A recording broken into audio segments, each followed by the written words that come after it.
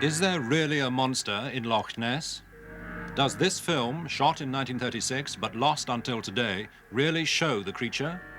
And does this film, shot 41 years later, mean the monster is still lurking there today? Is that what Alex Campbell has seen more times than anyone else alive? I've seen it 18 times. Mysteries from the files of Arthur C. Clarke, author of 2001 and inventor of the communication satellite. Now in retreat in Sri Lanka, after a lifetime of science, space, and writing, he ponders the riddles of this and other worlds. The monster of Loch Ness is so famous that it's eclipsed all its rivals. Yet there are reports of strange and often very large creatures looming up out of at least 50 other lakes throughout the world.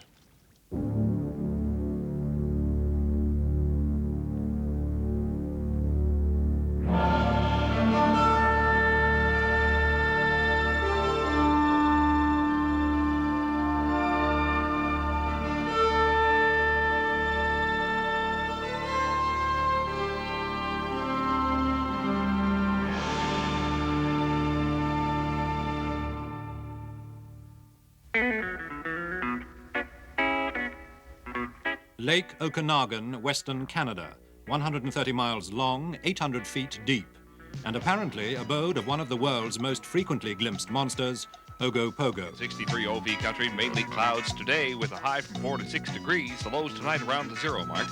Wednesday, according to Old Stormy, to be... Today, Ogopogo's the star of a phone-in on local radio station CKOV in Kelowna. Period. I like the sounds of CKOV. Good morning and welcome to OV's Open Line program. I do believe that's what's going on in here this morning. Teresa, how are you? I'm fine, thank you. We're talking about the Ogopogo today. A lot of people in the area have seen it.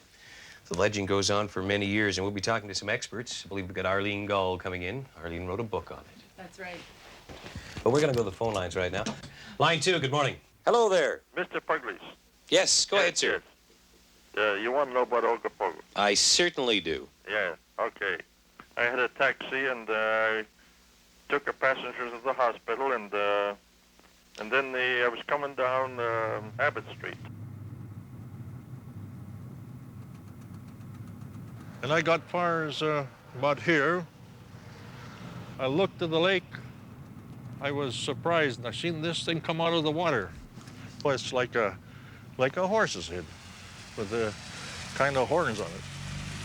Well, he was huge, you know, standing up there. Oh my, just like a, you know, like a big serpent. Then another fellow come behind me and he says, "What are you doing looking at?" He says, "I seen Ogopogo over there." And he says, Where? Over there. He says, I had the door open, the car, and stepped out just a little bit, and it slipped back in the water, see? And he says, "Gee, look at the big waves there." And all we can see is big waves going down there to Fred's place where he had the boat rental. And they disappeared, see? And then I got all excited. I got in the car and I pulled to the willow end. And I told the people, I says, they were having breakfast, "I just seen Ogopogo." And they says, "What the heck you been drinking, eh?" Line 4, go ahead, please. Hello, John. How are you? I'm not too bad. Good. Are you going to give me your name? No, I'm not. Okay. Tell me about I saw Ogopogo off of Sarsens about 4 years ago. Okay, you don't want to give your name on the air. No, I don't. You've told some people, obviously. Yes. Are you afraid that they might think you're a little bit of a... Well, I had some strange phone calls. And I get them every day. That's what they pay me for. Well, I don't get paid for them, so I don't really want any more, thank you. We were up on the beach having a picnic, and my daughter was on the swings when I saw this creature underneath the wharf there. And when I turned around and saw it and realized that it was the legendary Ogopogo, I just freaked out. I grabbed the baby and ran down to the beach, and I guess I yelled over and over, "That's him." She was screaming like anything. She just couldn't believe it. Her face was red and was fishing or whatever it was doing, and it was there for quite some time. then it straightened out and went along those poles.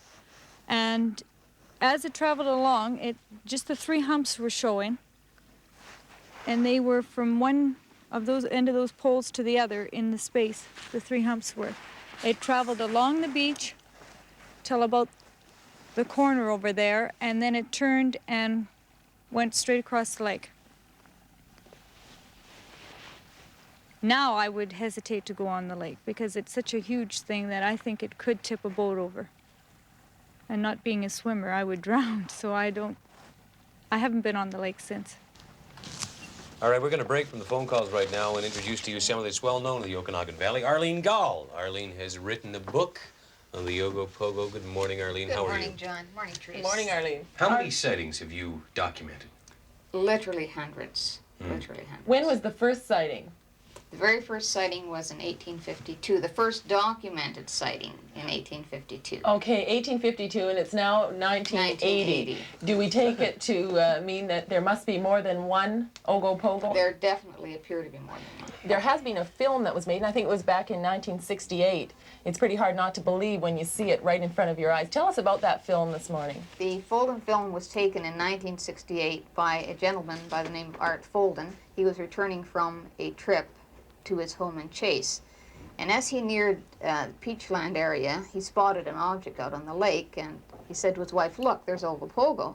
And she laughed at him. And he got out and started filming the creature. And what we see in the film is a large animate object moving through the water, surfacing and submerging at various speeds and at various times.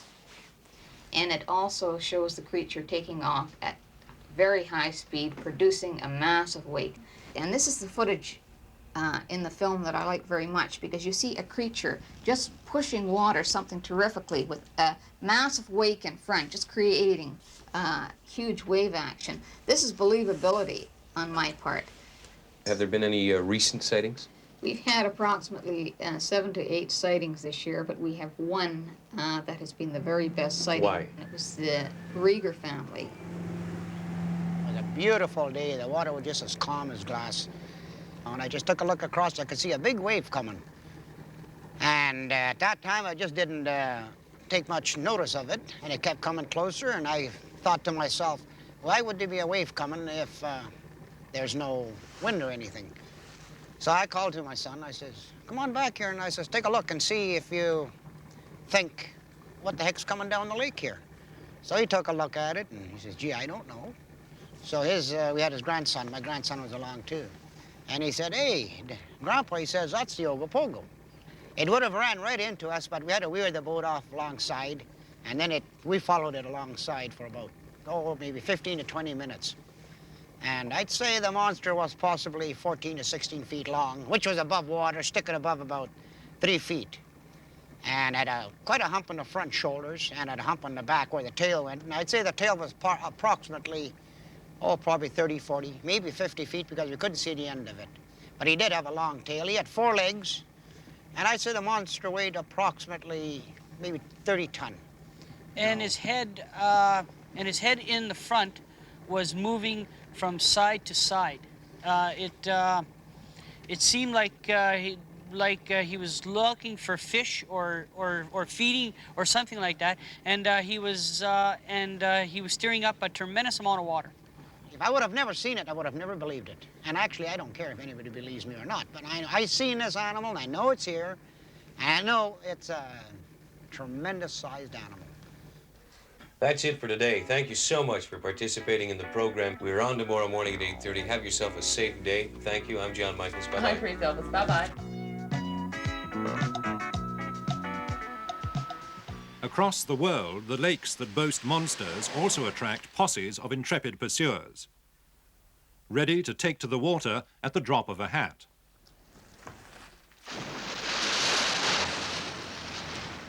In Loch Ness, Ivor Newby plus his amphicar. In Lake Okanagan, a midnight vigil by 60 divers in search of Ogopogo. There have been red submarines, yellow submarines. A big game hunter, 4-armed with a monstrous cage. In Sweden, a trap for the monster of Lake Storsjö, baited with a pig. And in Japan, sake to inebriate Issy, the monster in Lake Ikeda. And the reigning Miss Hibiscus to inaugurate an Issy observatory with round-the-clock surveillance. Oddly, almost all the world's known monster lakes lie away from the tropics. Even the shallow waters of Loch Ree in Ireland would appear to have a mysterious occupant. Witness the testimony of 3 men of the cloth in a boat out one evening in May 1960. Father Burke, Father Murray, and Monsignor Quigley. We were lolling about in the boat, doing nothing, hoping for a breeze would come up that we could do a bit of fishing in the night rise. When suddenly Father Quigley said, "Do you see what I see?" "What do you see?" "Look over there," says he. So I looked. I think something on top of the water. Hump, head out of it. Moving slightly to our right, slowly. And I remember saying, "What the hell is it?" It wasn't, if it was a fish, you'd see some kind of commotion on the surface. Or if it was a needle-like thing, you'd see a kind of wriggle, but there was nothing at all. It could have been the periscope of a little submarine. My reaction was one of astonishment, because I knew that it was a very large creature, larger than any fish that could have been in the lake.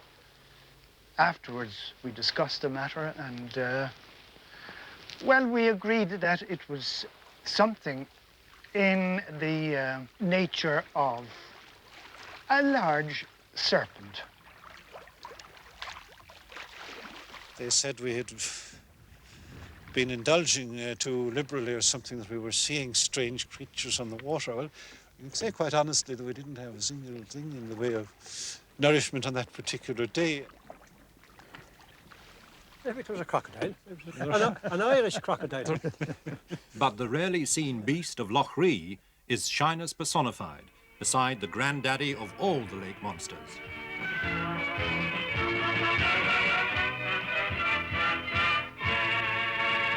Here is the most unusual film of recent years, for it proves the existence of a monster in Loch Ness. The loch is 21 miles long, 1.5 miles broad, and 900 feet deep. The crosses on this diagram reveal where it is stated that the monster has been most frequently seen in the past. The arrowheads indicate where it has been seen on the road and shore. And this is the point our cameramen were stationed at when, after a long and arduous vigil, they actually filmed it. Through our telescopic lenses, we saw the grey waters suddenly heave as the monster cut through them with lightning speed.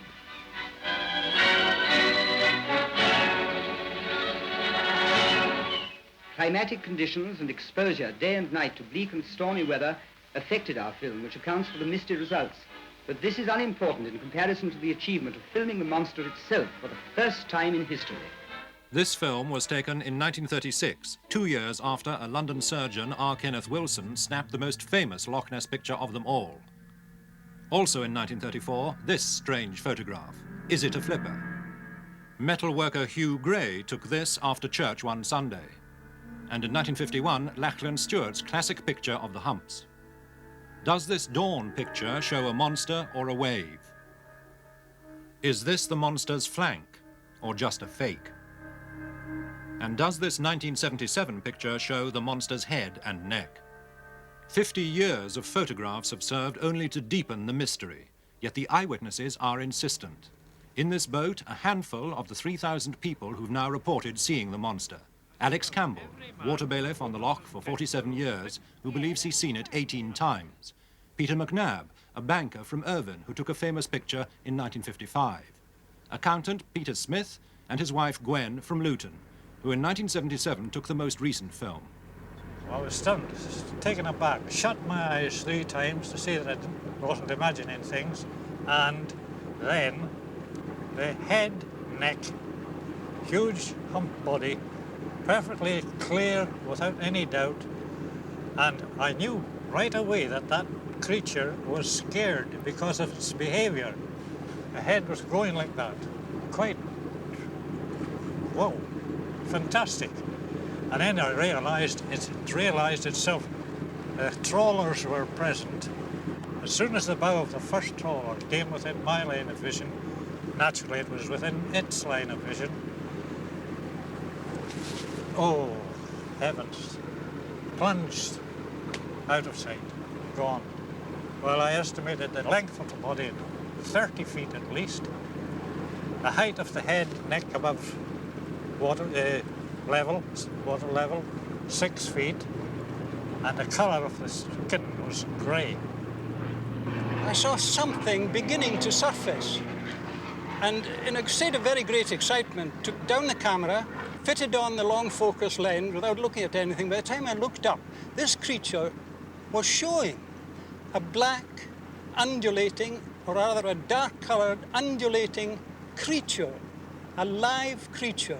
I lifted the camera, took this shot, which was naturally rather hazy because I had to hold this long focus camera. There's camera shake, excitement, and all the rest. In the picture is the tower of Urquhart Castle. I understand it's a 40-feet high tower, which gives an excellent impression of the overall length of the monster. It's been estimated at between loosely 30 and 40 feet. Before I could get a second shot or anything else, as far as I remember, because it's all hazy now with the excitement, it was gone. Well, we were standing on the south shore of the loch, some way up here, looking sort of across the loch. Peter was looking down at an oil drum somewhere further down, and I was looking across at the castle, just having a look at it, and this thing suddenly came vertically up out of the water. Well, my first impression was of a periscope-like object which had a slight lean to it in the water, although the head part seemed to be held horizontally. It appeared to rise up a considerable height, at least the height of a man, and it was, I would say, a good foot thick. With the naked eye, it was just a black pillar shape with a rectangular-shaped head on the top. At one point, I watched it actually turn its head through about 90 degrees, because normally it was in profile, but the head slowly turned round until it appeared as though it was either looking directly at us or directly away from us. And when it did this, it appeared to be the same thickness as the neck. It disappeared as a separate entity, and then it turned back again the same way as before. I've no doubt that the eyewitnesses have seen and indeed photographed something quite real. But it could have been a skull of fish, the wake of a boat, seabirds, a seal. Many possibilities have been suggested. The trouble is, it's very easy to be mistaken. For example, this looks like the most famous Loch Ness monster photo ever made, but actually, it was taken right here. We're at the entrance of Trincomalee Harbour. Believe it or not, an elephant used to swim across this opening, and the island on the right is called Elephant Island for that reason. Now, I'm not for a moment suggesting that any of the Loch Ness sightings were due to swimming elephants, but this does show how easily it is to be mistaken. But for all that, for half a century, the lure of Loch Ness has inspired men to hunt for the monster. Most dedicated of all the sleuths, Tim Dinsdale, once an aeronautical engineer, now a veteran of 20 summers living afloat on the loch, with some classic monster tales in his locker. I saw an object about 250 yards away, as near as I can guess, which came out of the water, sort of. At first I thought it was a cormorant's neck, but then, of course, you could see that it wasn't a cormorant because it was too big, and it came out like a black snake, like a black anaconda. That's what it looked like. It came out of the water like that, and then it went down, and there was a boil of white foam. And then it broke surface once again with a boil and went on. I didn't see it again. Very quick, seconds, but it was real. And it had a startling effect on me, as it does, I think, when you get moderately close to these things. It suddenly becomes tremendously alive. And the first thing I did was put my life jacket on. You see, I don't normally wear one because you can't live in them, quite frankly. I've got them around, but the first thing I did was put it on. Dinsdale's lonely vigil on the loch began on April the 23rd, 1960. He was driving along the shore when something caught his eye. And I saw this immense, extraordinary object. It looked like a back of a huge animal, reddish-brown. It stood 2 or 3 feet out of the water, 4 or 5 feet across, probably nearly as long as this boat, quite motionless, reddish-brown, and a blotch on the left flank, which I could see very clearly. And then, while I was watching it, it started to move. A most electrifying moment. This huge thing started to surge away across the water. And I turned the camera and I shot about 40 feet of black and white film at extreme range, but nevertheless it was on film. This hump going across the water made a huge glassy wake, no prop wash visible. And then it approached the far shore and then turned through 90 degrees and progressed under the surface, throwing up a wave which has since been measured on the film at a height of about 2 feet. In 1966, the Royal Air Force long-range photographic experts studied the film, and they said the film is not faked. It's taken from approximately the place stated at Loch Ness, which is about 300 feet up on the shore. The object seen is neither a surface boat nor a submarine. It moves up to a speed of 10 miles an hour, and a cross-section through it, a sausage slice, would be 6 feet in width, and as 3 feet of it is above the surface, they estimate will be at least 2 feet below. And finally, they said we think it is probably animate, alive.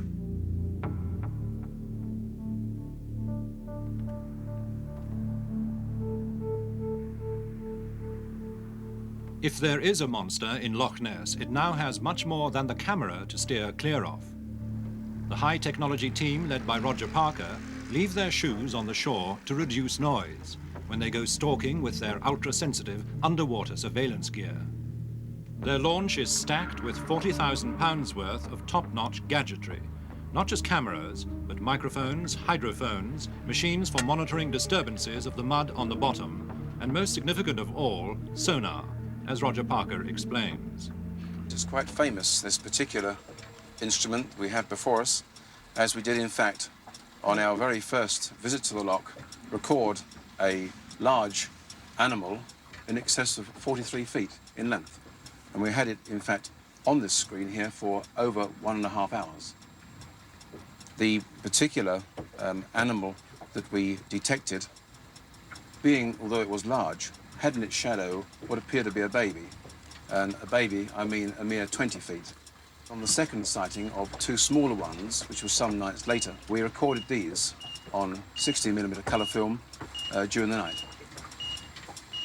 But on the sonar screen, they can be seen quite closely together, representing like a series of joined dots, which of course is the reflective pulses from the transmitted signal from the sonar transmitter.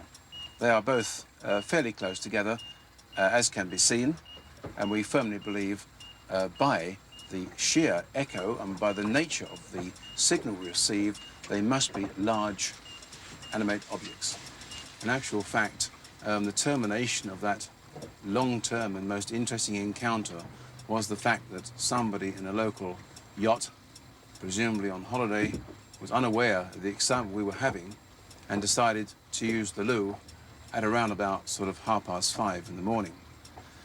So you gather one thing from that Nessie doesn't like flushing toilets. But it's American lawyer Bob Rhines who's come closest to proving the monster exists using strobe cameras. When these cameras are suspended in the water and are taking pictures, normally they are rather steady because there aren't very many underwater currents in Loch Ness. We did have a rare episode once in 1975 when we think one of the animals started disturbing our whole rig. And it bumped into it, knocked it, turned it upside down, and the camera pointed up towards the surface, took a picture of the boat. And all of a sudden, in one frame, we took a picture. And we think that is of the open mouth and head of one of these animals. That's a picture that's pretty difficult to say what it is because it doesn't look like what most zoologists expected from the kind of animal they think the Loch Ness monster may be. But that's the data, it's the true data, and that's the picture that was taken. Then came the startling head, neck, and flipper shots of 1975. We think we're looking at an animal that may be from 30 to 50 feet long, has a long neck, a very powerful neck, probably a small head. Flippers, at least some of which are somewhat diamond-shaped, and a powerful tail. And we'd like the zoologist to put the name on that. As a lawyer, I can quote what some of our British barristers have told us, that if the Nessie story had been a murder case, there'd have been a hanging long since.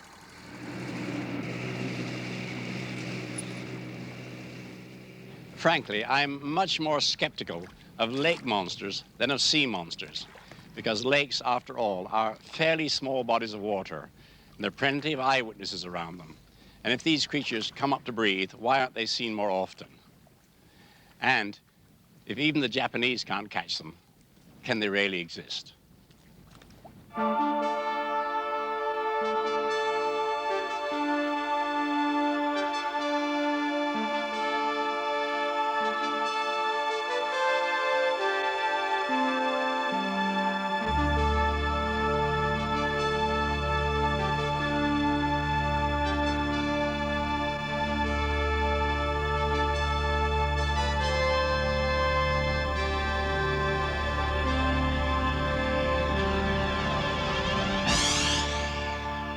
Next week, the Great Siberian Explosion.